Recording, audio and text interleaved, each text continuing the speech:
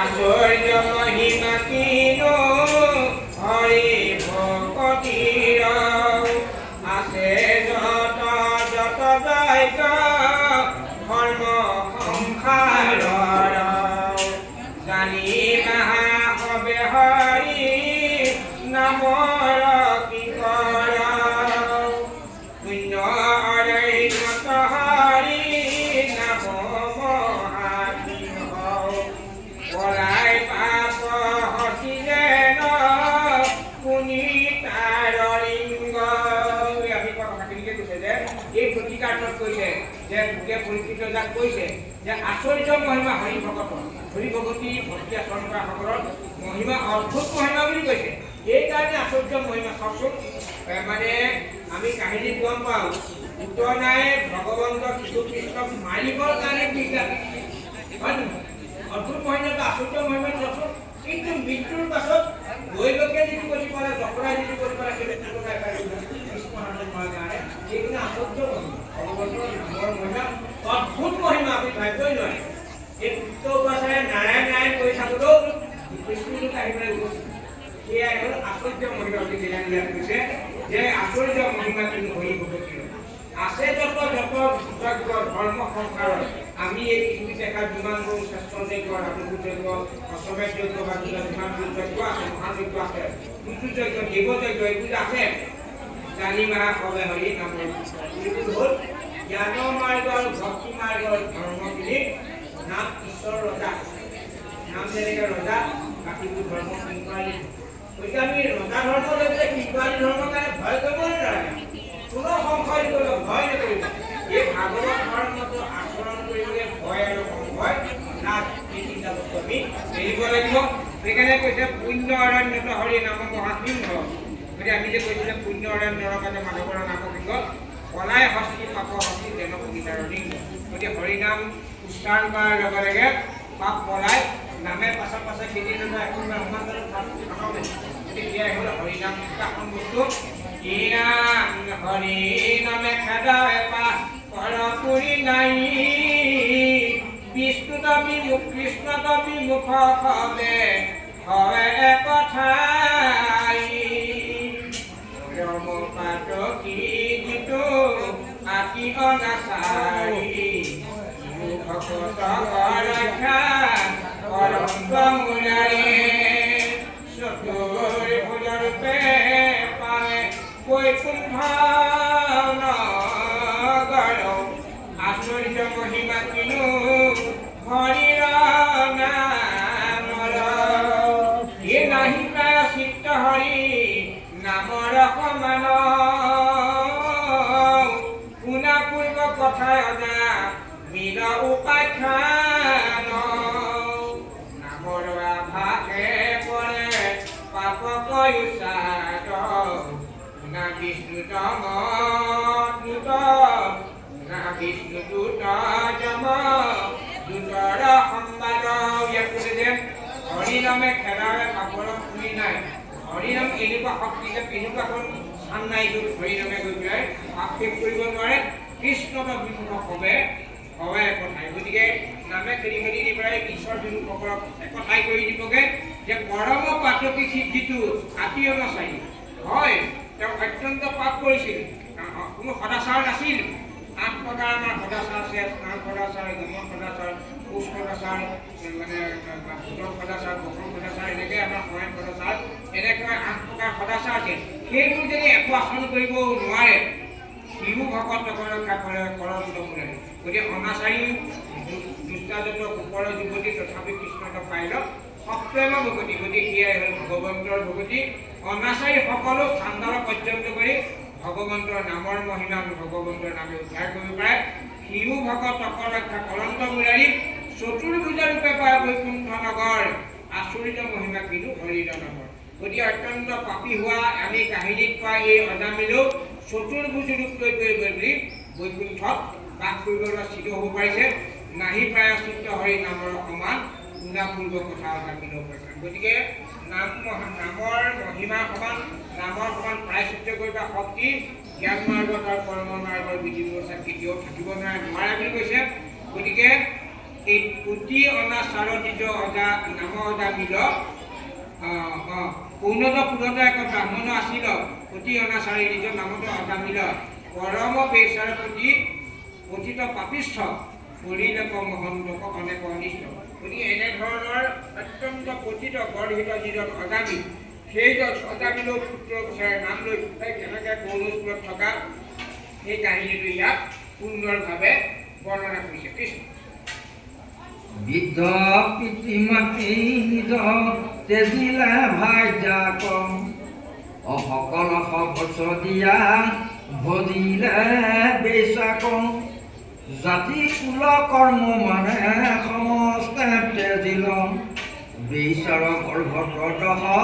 পুত্ৰ উপজিল কনিষ্ঠ পুত্ৰ ধৰা নাৰায়ণ নাম ভাজ্য পুত্ৰ পুহিবাৰ মাত্ৰ কৰে কাম খেলয় যোৱা পাখা মিছা অনাতে অহংকাৰী চুৰি কৰি দেই টকা মনুষ্য কমাৰে। এই যিটো ব্যৱস্থা যিটো আমাৰ সাংসাৰিক আমি যিবোৰ কৰি আছোঁ সেই একেই কৈছে যে বৃদ্ধ পিতৃ মাতৃদেৱৰ বিধিৰ ভাৰ্যা আমি এতিয়া বিবাহ কৰাৰ লগে লগে আমাৰ এই আইগৰাকীৰ লগত আইগৰাকী নহয় আছিলে ভাৰ্যাকে আইঘৰে তেনেকুৱা নহয়। গতিকে এই পত্নীৰ লগত আমাৰ যিটো সম্বন্ধ ঘটাৰ লগে লগে পিতৃ মাতৃ ভাতৃ এইবোৰৰ লগত আমাৰ সম্বন্ধ বিচ্ছেদ হৈ যায়। সকলো সৰ্বস্ব দিয়া ভজিলে বিশ্বাস। গতিকে এই কথাখিনি আমি দেখিছোঁ সাংসাৰিক ধৰ্মত এইখিনি হয়েই। গতিকে এই যিটো অজামিল কাহিনী আমি যেতিয়া ঈশ্বৰ বিমুখ হৈ অকল এইসকলক পুত্ৰ পৰিবাৰ ধন জন্তি তেওঁলোকক পঢ়িবৰ কাৰণে আমি যেতিয়া অন্যায় কৰি পেলাই আমি চোৰ ডকাইত কৰি যেতিয়া আমি পঢ়িম তেতিয়া কি হ'ব? এই যিটো হৈছে যে সকলো সৰ্বশ্ৰেণীয়া ভজিলে বিশ্বাস জাতি কুল কৰ্ম মানে সমস্তে তেজিল যিটো প্ৰকৃত মানৱ জাতিৰ যিটো ধৰ্ম আছিল সকলোখিনি ত্যাগ কৰাৰ পিছত বেচাৰ গৰ্ভত দশপুত্ৰ। গতিকে এই যিটো দশপুত্ৰ এই দশপুত্ৰ মানে আচলতে আমাৰ দেহটোত দশপুত্ৰ সেইটো আমাৰ এই দক্ষেন্দ্ৰ বুলি কয় আৰু আমাৰ যিটো কনিষ্ঠ পুত্ৰ এই দক্ষেন্দ্ৰ কনিষ্ঠ পুত্ৰ আমাৰ হ'ল মুখত নাম মুখত থাকে কিছু গম পাইছে না। আমাৰ দক্ষেন্দ্ৰ মুখত যেতিয়া নাম আহিল সেই নাম উচ্চাৰণ কৰোঁতে বাকীকেইটা ইন্দ্ৰিয়ত হোৱা পাপবোৰ লাহে লাহে নাইকিয়া হৈ যাব। ইয়াত সুন্দৰকৈ কৈছে বেচাৰৰ গৰ্ভত দশপুত্ৰ কৈছিলে এইটো কাহিনীত সেইখিনি কৈছে। আধ্যাত্মিক জগতত যেতিয়াই আপোনাৰ প্ৰতিটো ইন্দ্ৰিয় ঈশ্বৰ বিমুখ হৈ থাকিব তেতিয়া আমি বেচা হৈ পৰিম ভক্তি হৈ পৰিম আৰু যেতিয়া ঈশ্বৰ সন্মুখ হ'ব লাহে লাহে আমি ভক্তি দিবলৈ উত্তৰ হ'ম। গতিকে এই কাহিনীটোৰ দ্বাৰা আমি সংসাৰ জীৱ হ'বই লাগিব। আমি সংসাৰ আছোৱেই। গতিকে প্ৰতিটো ক্ষণত প্ৰতিটো সময়ত প্ৰতিটো কৰ্মত যাতে আমি ঈশ্বৰক অৰ্পণ কৰিব লাগে। সেইকাৰণে আমাৰ আইসকলে আমি প্ৰসংগত কৈছিলোঁ আমি শুদ্ধ প্ৰসাদ যেতিয়া প্ৰসাদ আনিব ভাত নাৰান্ধিব প্ৰসাদ ৰান্ধক তেতিয়াহে আপোনাৰ শুদ্ধ প্ৰসাদ খালেহে আপোনাৰ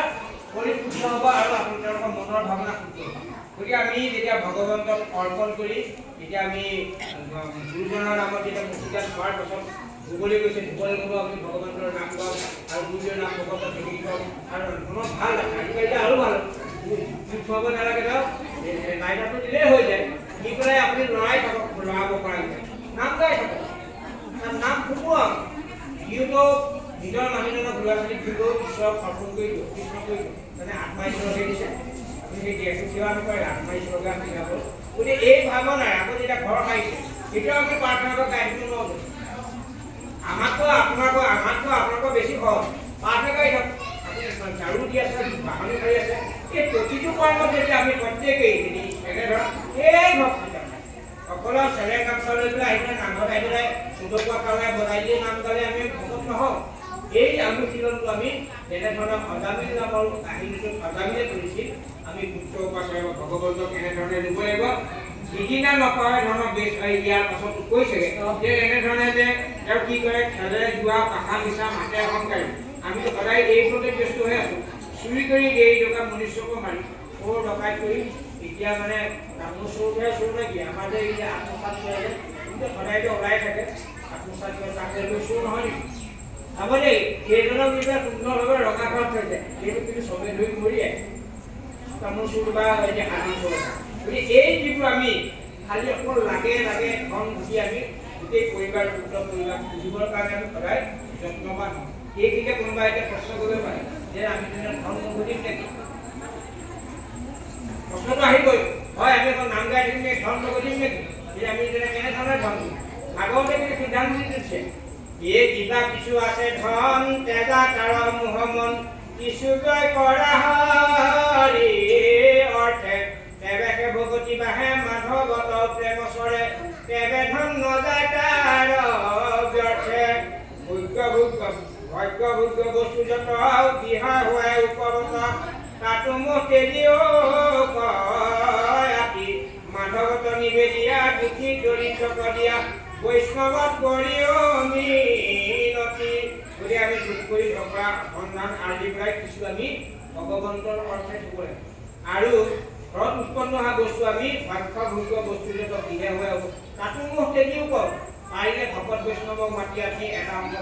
খুৱাওক এটা মাধৱত নিবেদিয়া দুখী দৰিদ্ৰ দিয়া বৈষ্ণৱত কৰিও মিনতি এইখিনি কৰিবলৈ কৈছে আকৌ কৈছে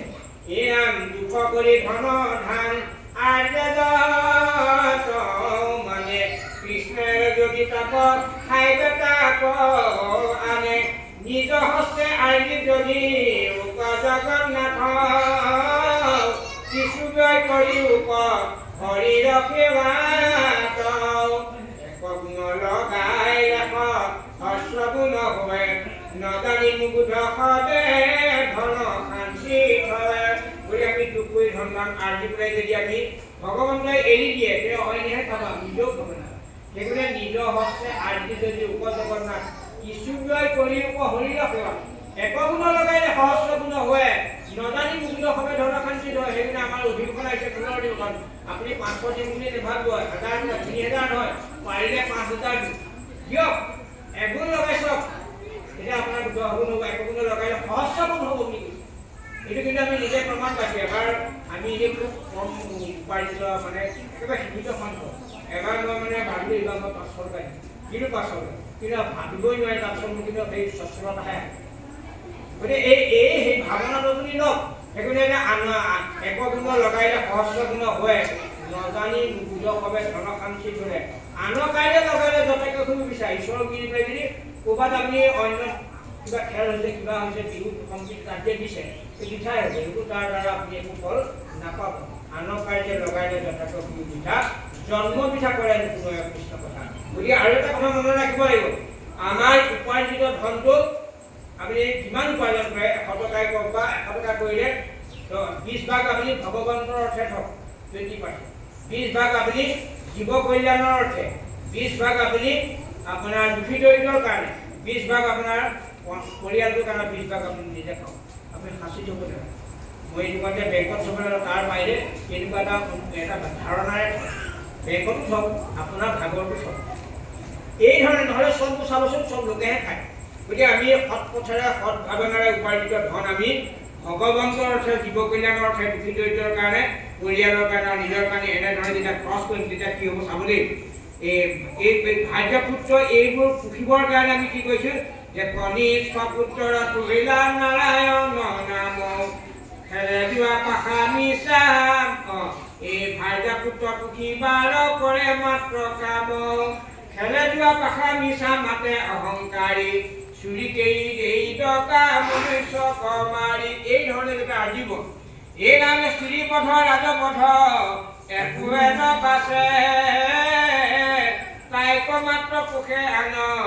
যত ভিত পাৱে যিদিনা নপাৱে ধন দিছা পাৰে গালি থাকে সৰ্বদায়ে বিদ্য তাইৰ আশা পালি গতিকে আমাৰ গৃহবাসখন যদি ঈশ্বৰ বিহু কয় যদি ইটো গৃহবাসত ভাৰ্যা ৰাখে গোটেই কয়া হেৰি গোটেই তিনিলোক জয় কৰিলে আহি পেলাই কয়াটোৰ ওচৰত তিনি মুখটো নিচিনা হ'ব মানে এইটোৰ নিচিনা হ'ব কোনোবাৰ আগত একদম কিমান বলৱন্ত শক্তিশালী স্বামী নহওক আমি আইগৰাকীয়ে বা তেওঁৰ পত্নীগৰাকীয়ে কিবা এটা কোৱাৰ পিছত এতিয়া যে আৰু ছাৰ মুখে মাতিব নোৱাৰে ঘূৰি গৈ গতিকে ইটো গৃহবাসক ভাৰ্যা ৰাখে নাপাওঁ গতিকে আমি এই ভাৰ্যা কৰাটো যদি আমি মানে আইলৈ উত্তৰণ কৰিব পাৰোঁ এগৰাকী শক্তি মাতৃলৈ উত্তৰণ কৰিব পাৰোঁ তেতিয়া কিন্তু এই আমাৰ নাহে গতিকে আমি এইকাৰণে সংসাৰত যদি পিতৃ মাতৃ ভাতৃ সমস্তখিনি একত্ৰ হৈ পেলাই উচ্চ ভাৰত সকলোৱে যদি ভক্তি সমাচৰণ কৰিব পাৰিম তেতিয়াহে আমি ভৱ সংসাৰ মনে শেষ কৰিব আমি পাৰিম এটাই ভয় তপ জপ যজ্ঞ তীৰ্থ ধ্যান সপোনতো বিচাবিনে নিশ্চিন্তয় হেন পাপ নাছিল দি যত নিখিজিল দুষ্টাৰ প্ৰসংগে নষ্ট ভয় জামিল পাপিত ব্ৰাহ্মণ দিটো কৰ্মত চণ্ডাল ভাজ্যা পুত্ৰ কুখন্তে নেক গৈল কাল বৈল অষ্টাধিক আশী বৰিষ প্ৰমাণ বৃদ্ধ বয়সতো তাৰ নুপুজিল জ্ঞান ভাইজাৰ অধীনলৈ ইমান ধৰণে কৰিলে খালি ভাইজাৰ চব যজ্ঞ ভাইজাৰ ধন সববোৰ তপ জপ ধন যজ্ঞ সববোৰ সেই আইগৰাকী সন্তুষ্টৰ মনতে ভাবি থাকে সপোনতো বেচাবিনে নিশ্চিত গতিকে শুই থাকিলেও সপোনত সেই মনৰ ভাৱনাটোৱে সেইগৰাকী সন্তুষ্ট থকাৰ কাৰণে ঈশ্বৰ ভ্ৰমণা নথকাৰ কাৰণে সেইটোকে চিন্তাই দুষ্টৰ প্ৰসংগে নষ্ট কৰিলে আজামি গতিকে সেই দুষ্টা অজামিলা নাৰীকে প্ৰসংগত যেতিয়া তেওঁ সদায় এনেদৰে থাকি তেওঁ লাহেকে বন্দিত্বলৈ আহিলে জাতিত ব্ৰাহ্মণ তেওঁৰ জন্মসূত্ৰে নিশ্চিত ব্ৰাহ্মণৰ ঘৰতে জন্ম হৈছিল তেওঁ কৰ্মখিনি চান্দৰৰ নিচিনা হ'ল ভাৰ্যা পুত্ৰ প্ৰসংগে অনেক এনেধৰণে ভুগি থাকোঁতে বহুকাল যোৱাৰ পিছত অষ্টাধিক ভৈৰ অষ্টাধিক 80 বছৰ হ'ল তাৰপৰা বৃদ্ধ বয়সৰ নুপুজিল জ্ঞান গতিকে 80 বছৰ হোৱাৰ পাছতো তেওঁ যেতিয়া প্ৰকৃত জ্ঞান নুপুজিলে নুপুজাৰ পাছত কেনেধৰণে কি হ'ল ইয়াৰ পাছত সুন্দৰভাৱে বৰ্ণনা কৰিছে কৃষ্ণ ৰাম আৰু এক কৰ্ম কৰি বেক সত্য নাই কনিষ্ঠ পুত্ৰক মাত্ৰ থাকে উমলাই প্ৰাণতৈ অধিক সিটো পুত্ৰ নাৰায়ণ মিলে সুখ শুনি তাৰ মধুৰ বচন তাতে মন মৰিলা বীৰ্যৰ সমুদায় পৰম কৌতুকে তাৰ লীলা থাকে চাই ধুৱাই খুৱাই মহা স্নেহেনিকে তাকে এই আশাৰ আইস নাৰায়ণ বুলি ৰাত্ৰি দিনে ডাকে এনেধৰণে যেতিয়া এই 80 বছৰ বয়সত আৰু অন্য কৰ্ম কৰিব নোৱাৰে সেই একেবাৰে শেষত যিটো সন্তান জন্ম হৈছিল সেই সৰু ল'ৰাটোকে উমলাই থাকে কনিষ্ঠ পুত্ৰক মাত্ৰ থাকে উমলাই প্ৰাণতো অধিক তেওঁ নিজৰ দেহটোতকৈ বুলি নাৰায়ণ নামৰ সৰু পুত্ৰটোক অত্যন্ত ভাল পায় এই ধৰণে আমি ঈশ্বৰকো ভাল পাব লাগিব তাৰমানে মিলে সুখ শুনি তাৰ মধুৰ বচন আৰু সি তাৰ ধনুক থানাক মাতটো শুনি বা কোমল বয়সৰ মাতটো শুনি অত্যন্ত ভাল পায় পৰম কৌতুকে তাৰ লীলা থাকে চাই আৰু সি বিভিন্ন খেল কৰি থাকে সেইখিনি চাই আনন্দ পায় বুলবুল যিটো আনন্দ পায় ধুৱাবে খুৱাবে মহাস্নেহে নিচে থাকে এই ধৰণে প্ৰতিপাল কৰি আছে তাৰপিছতে আশা নাৰায়ণ তাৰপিছত ধুৱাই খুৱাই আশু নাৰায়ণ বুলি ৰাতি দিন থাকে এনেদিনে দিনে ৰাতিয়ে খালি প্ৰতিটো সময়তে প্ৰতিটো ক্ষণতে সেই কেঁচুৱা সৰু সন্তান নাৰায়ণকে মাতি থাকে আহু নাৰায়ণ দেও নাৰায়ণ ঘৰ নাৰায়ণ এইটো আমি এনেধৰণে প্ৰতিটোতে এই নাৰায়ণ নামটো যে ভগৱন্তৰ নাম সেইটো কথা কিন্তু অজামিলে নাজানিছিল এই কাহিনীত যিটো অজামিল অজমিল ভগৱন্তৰ ঈশ্বৰ বিমুখজনে নাজানিছিল কিন্তু কৰ্মৰ বিপাকত ভগৱন্তই সেই পূৰ্বৰ বাসনাৰ সংস্কাৰৰ কাৰণে সেইখিনিত আহি পেলাই অজামিল নামৰ জীৱাত্মাটোক অজৰ লগত মিল কৰি দিয়াৰ ব্যৱস্থাটো পুত্ৰ উপাচাৰে সংযোগটো ঘটাই দিয়ে গতিকে সেইবিলাক ভক্তি ক'তো অকল্যাণ নাই কোনোবাই অল্প ভক্তি কৰি পেলাই যদি মৃত্যু হৈছে কিন্তু সেইখন ভক্তিৰ ফলত পূৰ্ব জন্মত আকৌ তেওঁ পাছৰ জন্মত সংস্কাৰী হ'ল সেই যেনেধৰণে আমাৰ এই কাহিনীত আছে আপোনালোকৰ 14 স্কন্ধত আছে এই যে হেৰি মানে হেৰি ৰজা এইটো ভৰত ৰজা পঞ্চম স্কন্ধত আছে ভৰত ৰজা এই ৰজাৰ পুত্ৰ এশজন তাৰ শ্ৰেষ্ঠজনৰ নাম ভৰত তেওঁৰ নাম বুলি আমাৰ ভাৰতবৰ্ষ হৈছে তেওঁ পুত্ৰসকলক গোটেই ৰাজ্যভাৰ দি পেলাই ভগৱন্তক উপাসনা কৰিবলৈ সন্ধ্যা স্মৰণ কৰি পেলাই তেওঁ যেতিয়া বনলৈ গুচি গ'ল সেই তাতে থাকোঁতে তেওঁ সদায় স্নান কৰিবলৈ যাওঁতে এদিন এজনী গাভিনী হৰিণীক তাকে খেদি আহিলে খেদি আহি পেলাই এটা খুঁটিটো পাৰ হৈ পেলাই জাপ মাৰি দিওঁতে পোৱালিটো প্ৰসৱ কৰি পেলাই পানীতে পোৱালিটো পেলাই হৰিণীজনী মৰিছিলে পাৰ হৈ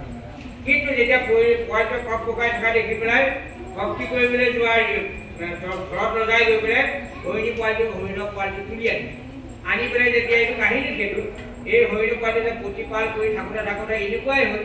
ঈশ্বৰৰ উপাসনা কৰিবলৈ তেওঁ পুঠি দিলে পাহৰি পেলাই খালি আৰু একে মনটো হৰিণতে নিৱেশ হৈ থাকে মৃত্যুৰ সময়ত সেই হৰিণ পোৱালিটোৰ কথা চিন্তা কৰি পেলাই যে মই গুচি যোৱাৰ পিছত নিজে কোনে কৰিব সেই ভাৱনাটো থকাৰ কাৰণে তেওঁ লাহেকৈ পাছৰ জন্মত হৰিণাৰ জন্ম কিন্তু তেওঁলোকে ভক্তি ভকত ৰজা আছিল। সেই ভক্তিকণ থকাৰ কাৰণে ভগৱন্তই কৃপা কৰি অনুগ্ৰহ কৰি সেই হৰিণা জন্মত তেওঁ জাতিস্মৰ কৰি পূৰ্বজন্মৰ কথাখিনি মনত ৰাখে। জাতিস্মৰ কৰি দিয়াৰ কাৰণে তেওঁ আহি পেলাই এই হৰিণাৰ সংগ হৈ পেলাই ঋষিমুনি আশ্ৰমে আশ্ৰমে ঘূৰি ঘূৰি ঈশ্বৰৰ কথা শুনি শুনি গণ্ডকী নদীত প্ৰাণ ত্যাগ কৰি পেলাই তেওঁ আকৌ জ্বৰ ঘৰত মুখেৰে নামাতে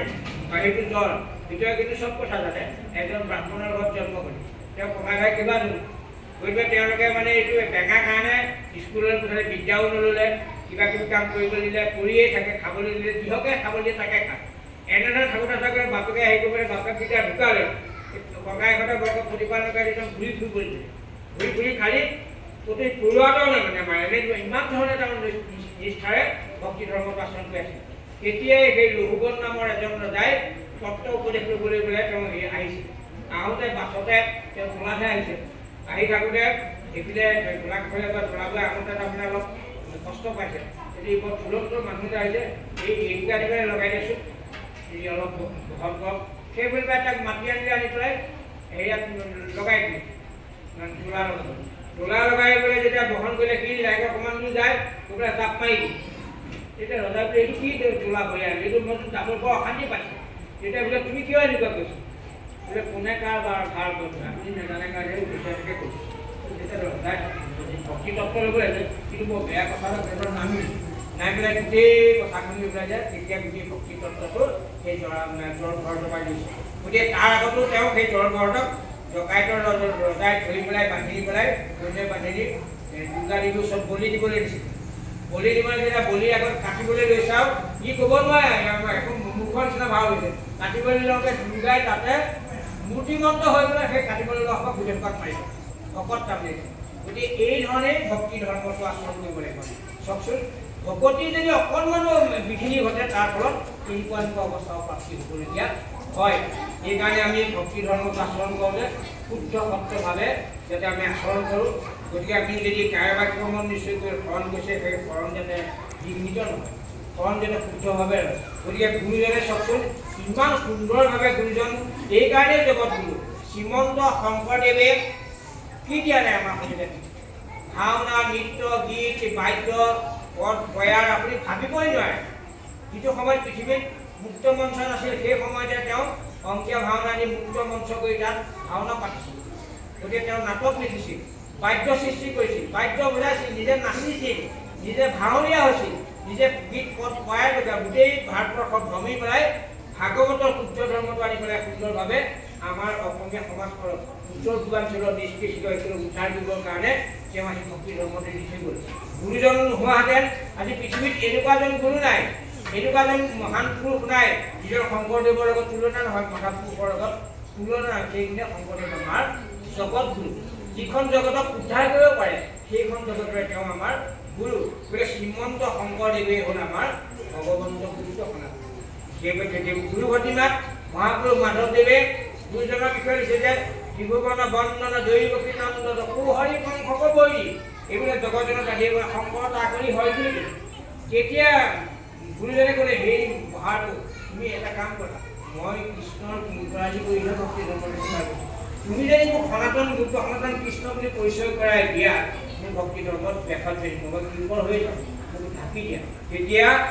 মহাপুৰুষ মাধৱদেৱে ত্ৰিভুৱন বন্দন জয়ী নন্দন জোহৰি মাৰণ পংখ জগজনতা দেৱনাৰায়ণ শংকৰ তাকৰি হ'ল। এতিয়া শংকৰদেৱৰ অংশ অৱতাৰ কৰি পেলাই। গতিকে সেইকাৰণে আমাৰ শ্ৰীমন্ত শংকৰদেৱ হ'ল গুপ্ত সনাতন কৃষ্ণ। তুমি ভক্ত কল্পটোৰ বাহিৰে ভিতৰৰ গুৰু, তুমি বিনে নাহি পৰা কৃপা কৰা সেই হৰি চৰণৰ জ্ঞানক সেই ৰকম। গতিকে সেয়াই হ'ল আমাৰ শ্ৰীমন্ত শংকৰদেৱ আৰু বস্তু প্ৰকাশ প্ৰকাশ কৰিলে শ্ৰীমন্ত শংকৰ হৰি ভকতৰ জনজন কল্পটো তাহান্ত বিনাই নাই নাই নাই আমাৰ পৰম গুৰুজনে পৰম ঈশ্বৰ সনাতন কৃষ্ণ। সেইকাৰণে এই গুৰুজনে অজামিল উপাখ্যান নিজ হাতে অনুবাদ কৰিছিল। প্ৰথম স্কন্ধ, দ্বিতীয় স্কন্ধ, অনাদি পাতন, তাৰপিছত এই আমাৰ অজামিল উপাখ্যান এনেধৰণে ভাগৱতৰ কিছু কিছু সেই সময়ত তেওঁ কল্পয়াৰ কৰোণা খাবৰ খুজিছে আৰু নিজে গোটেই একাদশ দ্বাদশ আদ্য দশম আদি সুন্দৰভাৱে অষ্টম স্কন্ধ ভাগৱত অমৃত পঠন আৰু বলি চলন এই গোটেই গুৰুজনে নিজে অনুবাদ কৰিছে। গতিকে গুৰুজন বস্তুৱে আমাক এই যিটো আমি গুৰুৰীৰ খুজিব পাৰিম যদি গুৰুজনে আমাক দি থৈ যোৱা উপদেশ মতে আমি ভক্তি ধৰ্মটো আচৰণ কৰিব পাৰোঁ তেতিয়াহে আমাৰ গুৰুৰীৰ পূজা হ'ব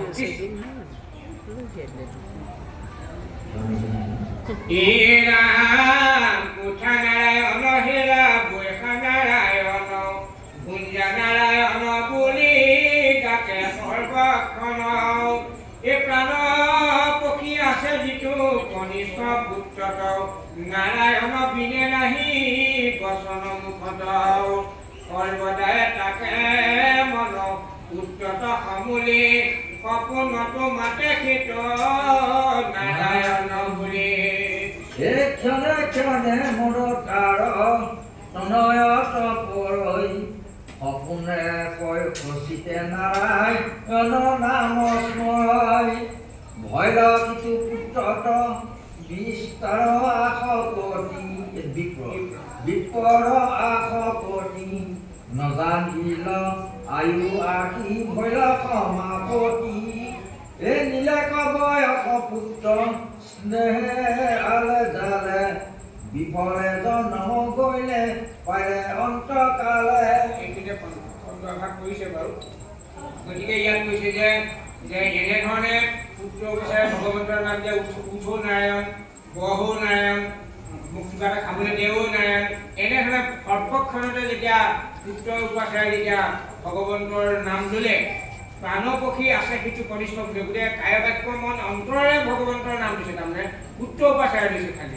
নাৰায়ণ বিনে নাহি বচন মুখত গতিকে ভগৱন্তৰ নামৰ বাহিৰে সেইকাৰণে আমি যে কৃষ্ণ আমি যেনে আমি অকল শ্ৰীমন্ত শংকৰদেৱ শংকৰ সংঘদেৱ কৃষ্ণ বুলি নাম কৈছোঁ যে গোটেই ভাৰতীয় সভ্যতা সংস্কৃতিৰ মূল উপাদান হ'ল কৃষ্ণ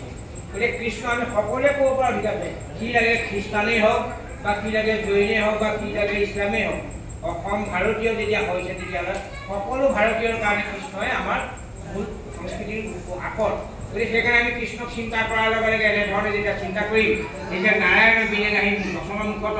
সৰ্বদায়ে তাক মনত পুত্ৰত সমূলি গতিকে প্ৰতিটো ক্ষণতে সৰ্বদায়ে পুত্ৰৰ মনৰ ভাৱ থাকে সপোনতে মাতে কিন্তু নাৰায়ণ বুলি গতিকে সপোনতো সেই পুত্ৰকেই দেখে নাৰায়ণকো মাতে ক্ষণে ক্ষণে মনে তাৰ প্ৰণয়ত কৰে সপোন খচিতে নাৰায়ণ নাম আছে গতিকে দিঠকতো ভগৱন্তৰ নাম সপোনতো ভগৱন্তৰ নাম পুত্ৰ প্ৰচাৰে লোৱা এই অজামিলৰূপী জীৱকে কি কৰিলে ভৈৰৱীটো পুত্ৰৰ বিপৰ আসক্তি ইমান ধৰণে আসক্তি হ'ল যে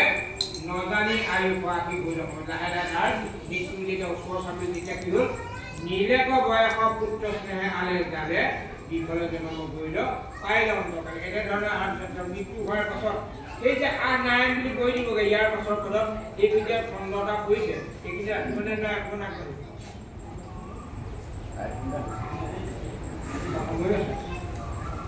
নহ'লে এই একটু যাব লাগিব এইটো নিৰ্বাচন